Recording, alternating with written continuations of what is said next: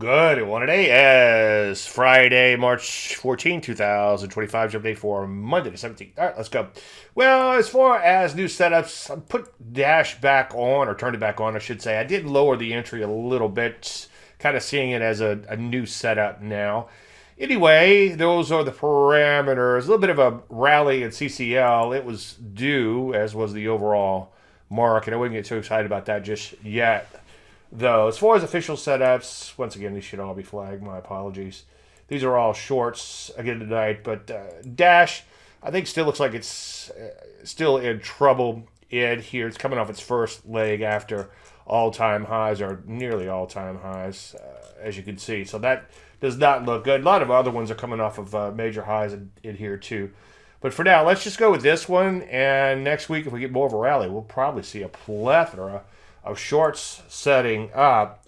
There's not a tremendous amount to report tonight as far as the market goes. The market bounced a little. I know, 2%, 100 and something points on the futures, 117 in cash. It just seems like the mother of all rallies if you just told me the numbers. But when you look at it, it's just a bit of a bounce.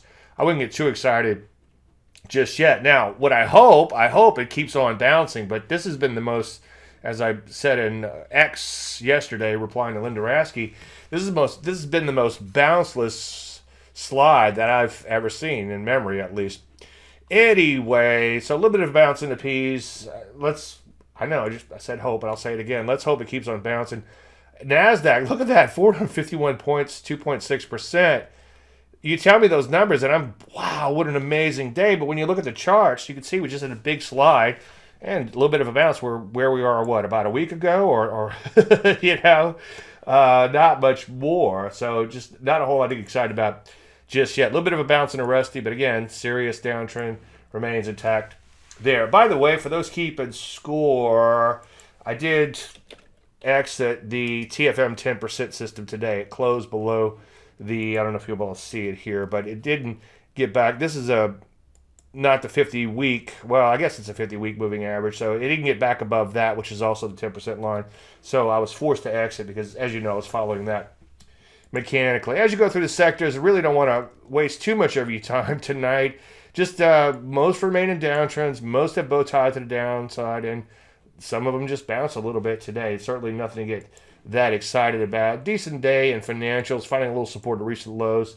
Again, nothing to get excited about there. Gold, the commodity, losing a little bit of vigor. Flatsville on the day. Gold stocks actually made new highs at here, but off their best levels. Maybe we'll see some gold stocks setting up fairly soon. So again, not a whole lot to get excited about just yet. There's the semiconductors, a little bit of a rally so far, just pulling back from this recent slide that we've seen in here as of late. So let's just take things one day at a time. I know, stop me if you heard that before.